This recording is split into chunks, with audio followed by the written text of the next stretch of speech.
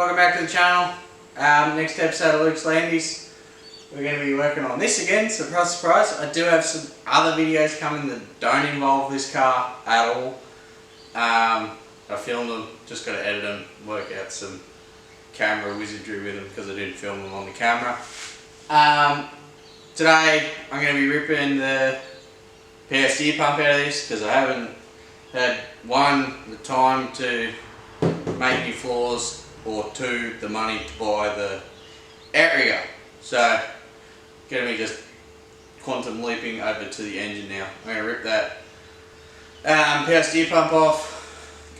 Show you how to make a spanner for the fan, because if you go and buy a 32mm spanner, it costs you a whole lot of money, and then you got to chop it up and modify it anyway. So I'll show you how to make some out of some plate steel. Yeah, make sure you like, subscribe, hope you enjoy.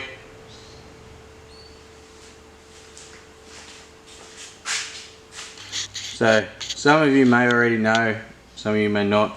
Power steering pump's down in there. You can just sort of see the edge of the pulley there. But when I get all this stuff out, it'll be more clear. I'll show you the best way to empty your cooling system. It actually is really easy when you do it the way I'll show you. You won't get any coolant anywhere. And yeah, I'll show you how to make a spanner. It's really better if you make it out of 5mm plate. I've only got 3mm plate and it's checker plate. So yeah, it might not work as well as a 5mm one, but it'll do the job. So here's our plate, guys. I'm going to draw up the shape that I want on it and then take to it with a grinder. I'll just clamp it to the bench with a pair of vice grips so it doesn't move around too much. Yeah, so basically the nut on the fan hub is 32mm, so we're going to make a gap here, 32mm. Leave a bit of meat either side so you don't bend them. 10, 12mm, something like that. Either side of it so you don't bend it. Cut your 32mm gap out of there. I always go a little bit smaller, so start at 30mm. And then you can always take more out. You can't put it back in easily. And then I'm just going to use the whole length of this plate. Doesn't really matter, but the longer it is, the more leverage you've got. And then I'm going to make a handle out of duct tape and a bit of rag, so it's nice and soft on your hand. So guys, I actually found a 32mm spanner that I have. It's actually a ratchet spanner as well. So I could just shave this end down so it's real thin, and then it'll go in there, and then you flog the back of it with a hammer. But the other problem is flogging a ratchet end with the hammer, you will wreck the ratchet. So if I was going to use this spanner, what I'd do is I'd cut it off, or cut it in half, or just a little bit more than half, so I've still got some length here, and then you can just use that end to flog, and then just weld a bit of flat bar or something onto the ratchet end, so you still got a ratchet 32mm. Not that it's going to be a common spanner that you're going to use a lot, but when you need one sort of thing. So I'm going to make this out of the 3mm plate and see how it goes. And if it doesn't work, which it should, I don't know why it wouldn't, but if it doesn't, then we'll come back and chop my nice Tang Tools. Is it Tang Tools? It's not Tang Tools, it's some no-name brand. Cut my really nice 32mm spanner up. So what we're going to do is we'll get our edge marked. So I'm going to come in 20mm from the edge of the plate. That's going to be the side of the jaw of the spanner. And yes, I'm just using a screwdriver for a scrub. And then we're going to come in 30mm. Really should have my glasses on, but anyway. So yeah, 30mm from that 20. And so in between those two little lines there, which you probably can't see. No, you can't, not at all. Anyway, I'll zoom in on this when I'm done. Anyway, I'm going to mark it out. We're going to go super speed mode here. I'm going to mark it all out. I'll show you that. I'll show you after it's marked out, and then we'll cut it.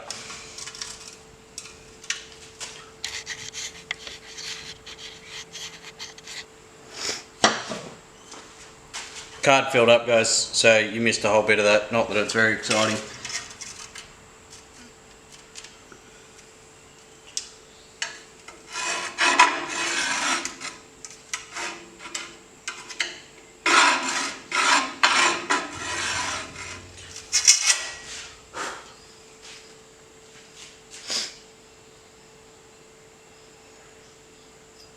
Voila, there's your spanner.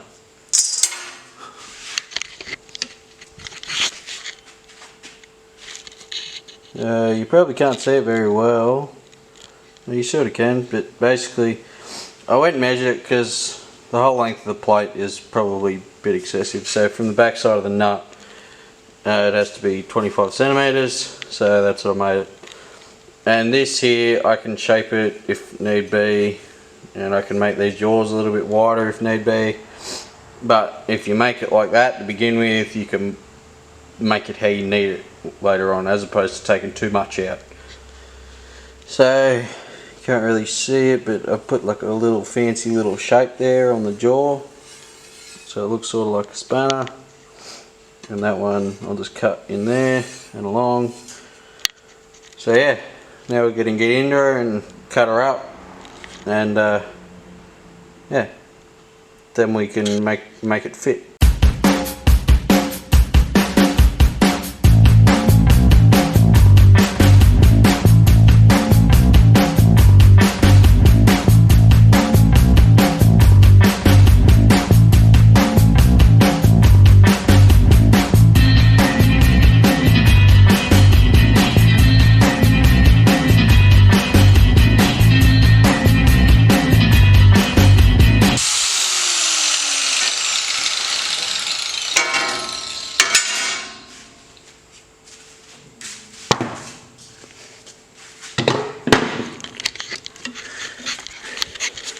So there we have it, guys, one very crude yet functional fan spanner.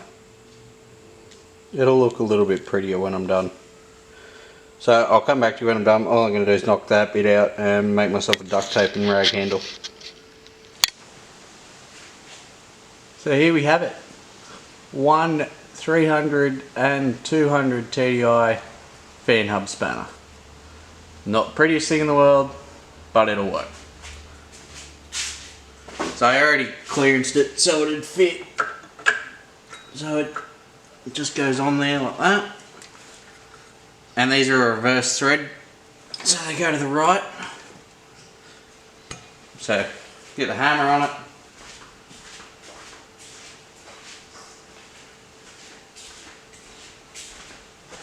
Probably should have made it a little bit longer.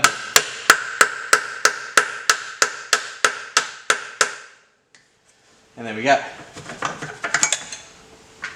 Give it a few love taps, and away it comes.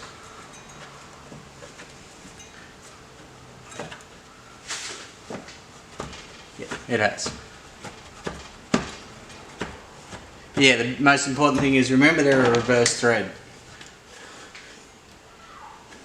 Because I've seen people try to undo them for so long normally, and then you can't get them off when you realise that they're reverse thread. Alright, so now we're going to get rid of whatever sorry excuse for coolant is in it. The way we do that is we'll rip the cap off, and then we'll take this bung out here, and we'll get a bucket and we'll just siphon it straight out into a bucket or a drum or whatever, and that way you won't get any anywhere, and it'll bring it down low enough that you can take these hoses off, get the fan shroud out, and then get to your pulley and belts and all that lovely stuff. So I'll get to that. Alright guys, so you're going to need a single hex socket for these, particularly if they're the plastic ones, because they don't really like coming undone if they haven't been out for a long time. Unless it's this one, in which case it just comes undone really super easy and you have no troubles with it. Of course. It's really nice.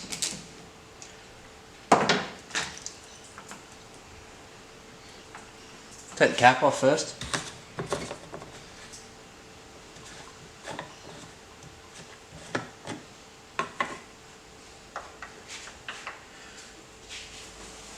So then you get your hose.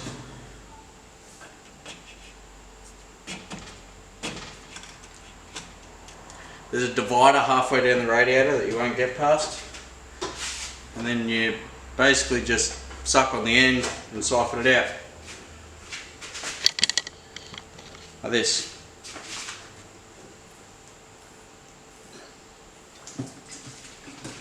Just like that. Into the bucket. I'm just using an old oil drum because this stuff's going to go in the bin anyway. It's all yucky and rusty, so when I fill it back up, I bought 2 bottles of corrosion inhibitor today, so just concentrate stuff, not premix. And that's it. It's done. It's a tiny little bit on the ground, but I can live with that. I'm going to go super speedy again for a minute while I rip all this stuff out.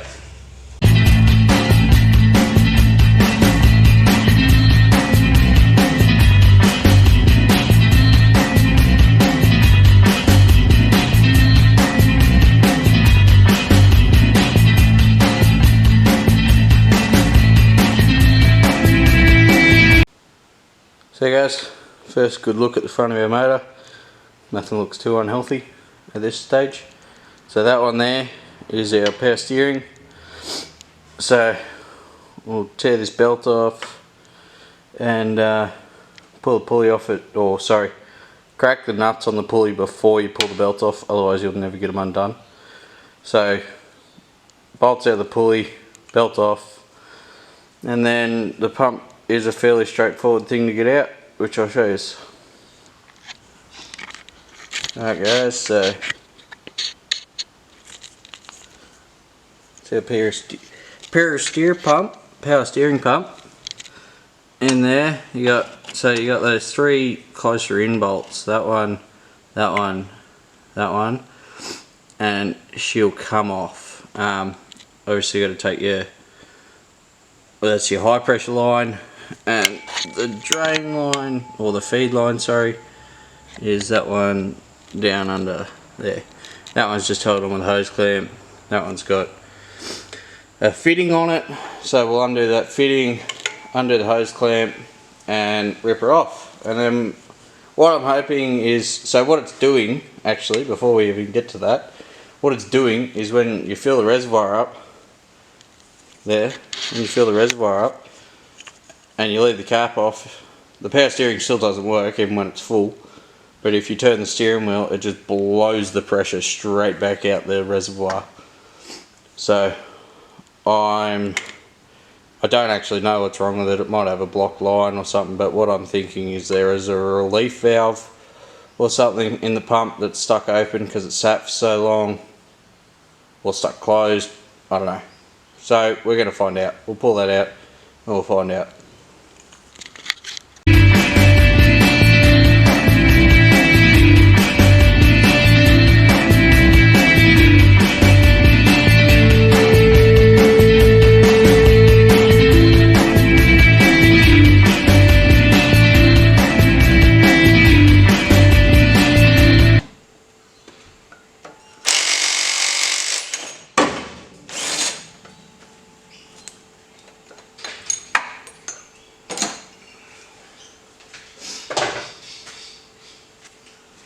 There it is. Got her out. I always happen to do the same thing. I always pull these 3 bolts out expecting to get it out. But you've actually got to pull the whole bracket off, which is not really any harder, but anyway. So this actually looks like it's kind of new, but they don't normally make that noise. So guess we'll pull it apart and have a look what's inside. So guys, here we are with our PSD pump. So these are a vane pump. They've basically got an eccentric centre bit with 5 or 6 or however many little plates that stick out from them, and it's sort of hard to explain. I'll just pull it apart and you can see.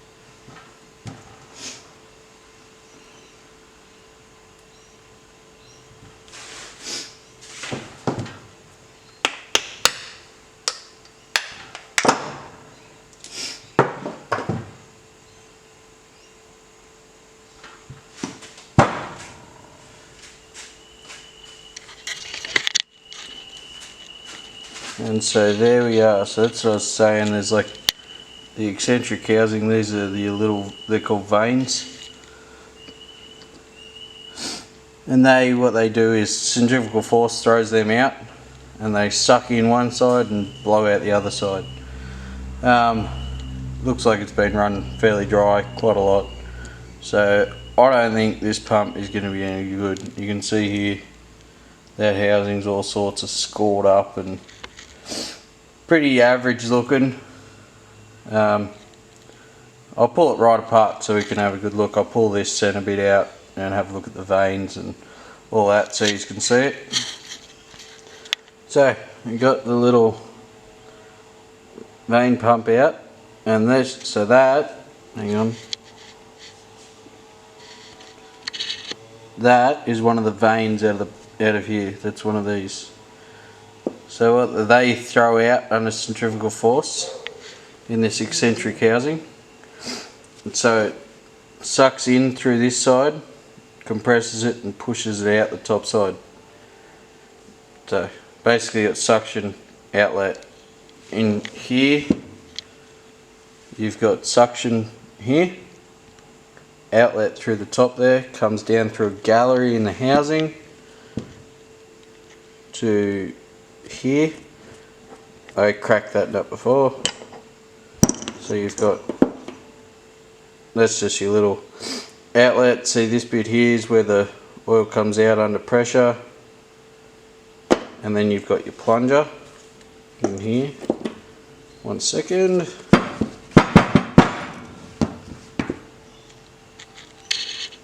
Your plunger and spring. So that sits in there, which then goes in the housing, in there, and then you get overpressure or whatever, it pushes down on that spring and returns it back into the outlet, which is what it was doing, but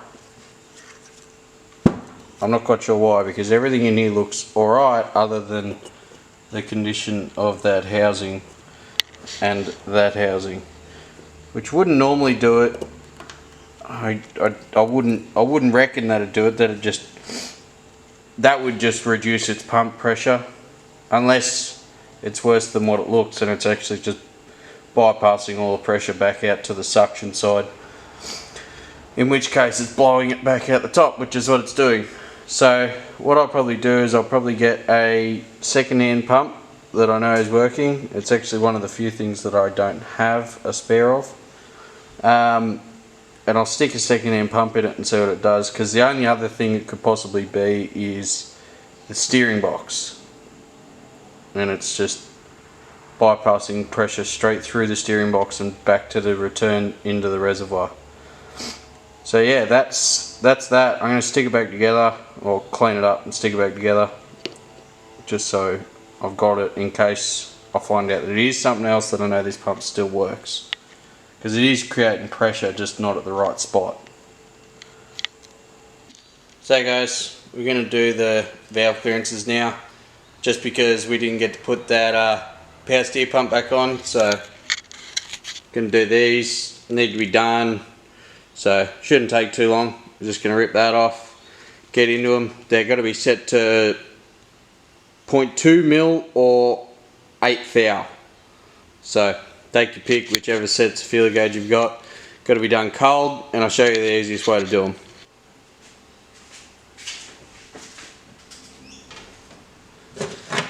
So these are fairly easy to get off. All you got to do is rip this little oil separator catch can thingy off, which is held on by a 8 mil or 5/16 headed bolt, and then it just comes off pretty easily.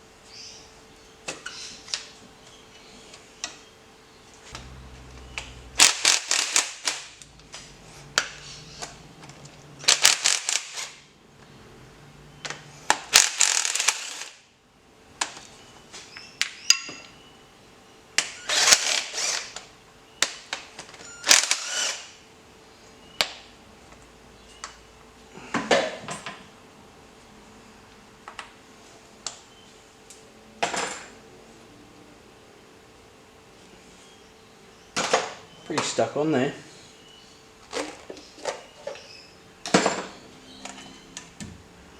And voila!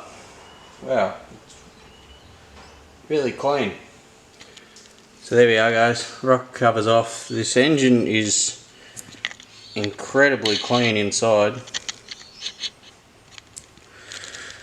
So the valve clearances probably won't need much adjusting, but gonna do them anyway, because who knows when they were last done. So I'll show you where to set the engine up to. You've only got to move the engine once from where you've got it set the first time, and you can do them all. That only works on 4-cylinder motors. 6 cylinders, you've got to move it 3 times. Anyway, I'll show you where to set it to, and then we'll adjust them. So what we're going to do is get, because it's closest, we'll get this one on the rock, or will we? Or will we get this one on the rock? I think we'll get this one on the rock. Actually, it's closest. So you want your exhaust valve, which you can just line up with the ports on these engines. They're really easy. So this one's in line with your exhaust port. You know that's the exhaust valve. And they're both intake, and they're both exhaust, and they're both intake, and that one's exhaust. So you get this one, you'll see this one just start to move as this one comes to its top. So right there, so we've got number 1 on the rock, so it's rocking both of these valves. So then we've got this one free, that one free, and both of these ones free to adjust. These don't feel like they need adjusting at all. So this might be very short as well. So 0.2 mil, 8th hour. There you go. So that's what we're adjusting them to.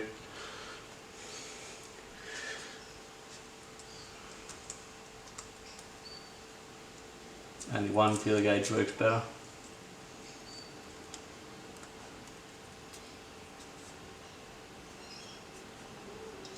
Yeah, well that one's perfect.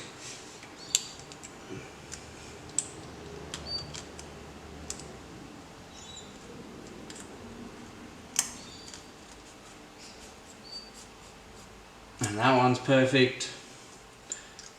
This might not be very interesting, guys. That one's perfect.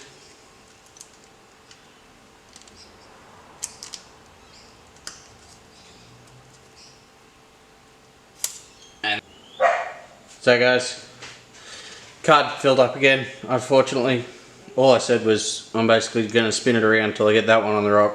And if there's none that need adjusting, I'm just going to adjust one anyway, so I can show you how to do it. So in a second you'll see that back exhaust valve starting to come up there, and the intake valve will start to travel down, just like that. So they're both tight. That means both these are free, that one's free, and that one's free.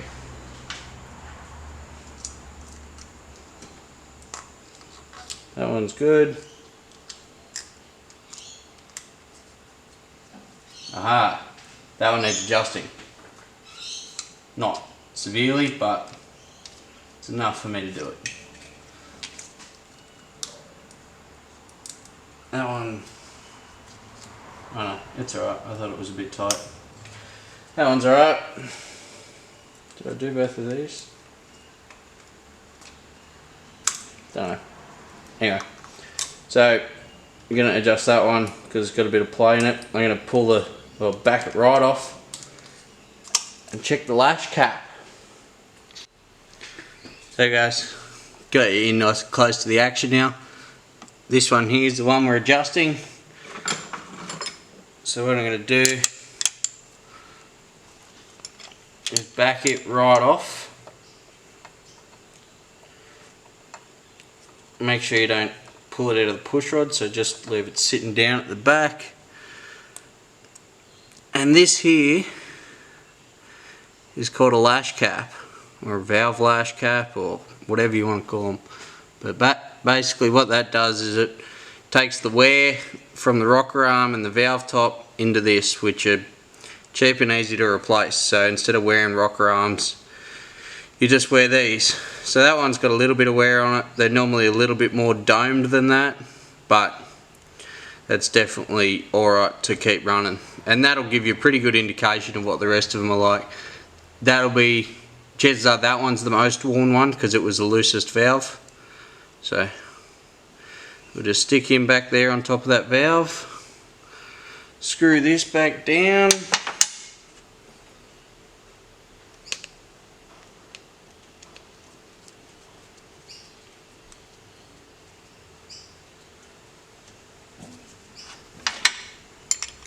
So what you're going to do is either sit the open end on it or sit the ring end on it, whatever you prefer. And you want that, I normally do, this is an intake valve, so I normally do them fairly firm rather than the exhaust valves. I do them a little bit on the looser side just because you get a lot more heat and expansion in the exhaust valves. So yeah, I just do like a firm 1/8 thou on them. Nip that nut up.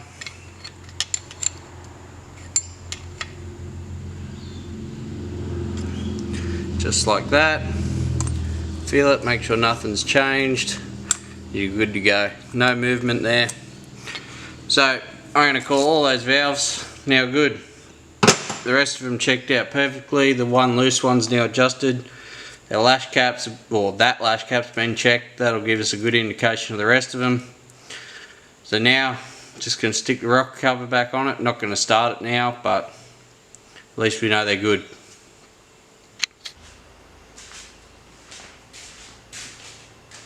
So a little bit more technical episode today. Let me know if you like it and you want to see a bit more of that stuff. Hope you enjoyed it. Like, subscribe, share it with your mates. Like I said, I've got a little bit of different content coming. I'll put an engine in a Commodore, fixed a 6BT in a boat. So yeah, a little bit of different stuff coming out. I just got to work out how to get it the right shape on the computer because I filmed it the wrong direction on my phone. Anyway, yeah, like, subscribe, share with your mates. Hope you enjoyed. Hope to see you next time. Have a good one.